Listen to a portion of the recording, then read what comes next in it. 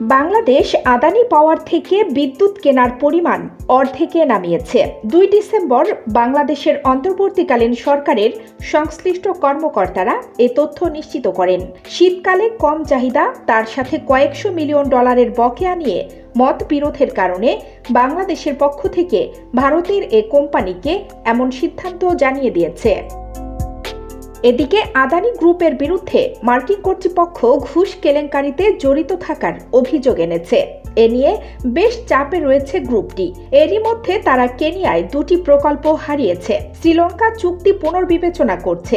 তাদের অন্যতম সহযোগী ফ্রান্সের টোটাল এনার্জিস বিনিয়োগ স্থগিত করেছে। বাংলাদেশ সরকারও আদানির সঙ্গে বিদ্যুৎ চুক্তিগুলো পর্যালোচনার উদ্যোগ নিয়েছে।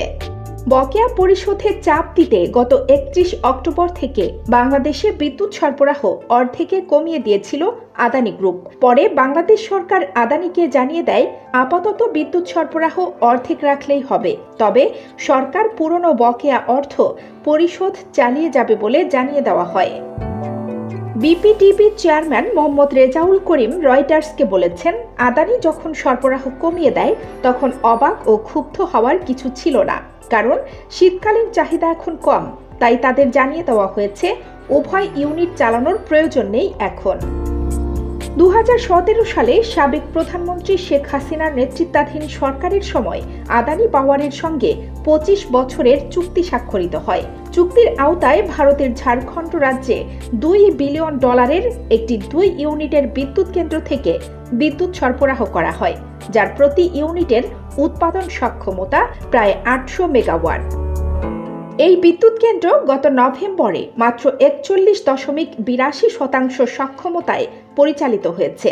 এটি চলতি বছরের সর্বনিম্ন। ১ নভেম্বর থেকে একটি ইউনিট বন্ধ রয়েছে। বিপিডিবির ২টি সূত্র রয়টার্সকে জানিয়েছে, গত শীতে বাংলাদেশ আদানি থেকে প্রতি মাসে প্রায় ১,০০০ মেগাওয়াট বিদ্যুৎ কিনেছিল। বাংলাদেশ আদানি পাওয়ারের কাছে প্রায় $৬৫০ মিলিয়ন বকেয়া। এর মধ্যে গত মাসে প্রায় $৮৫ মিলিয়ন এবং অক্টোবরে $৯৭ মিলিয়ন পরিশোধ করা হয়েছে। তবে আদানি পাওয়ারের একটি সূত্র জানিয়েছে, এই বকেয়ার পরিমাণ প্রায় $৯০০ মিলিয়ন পৌঁছেছে। এই বকেয়া তাদের ঋণ মানের অবস্থানকে ক্ষতিগ্রস্ত করছে। এতে অর্থ সংস্থানের খরচ বেড়ে যাওয়ার ঝুঁকি তৈরি হচ্ছে।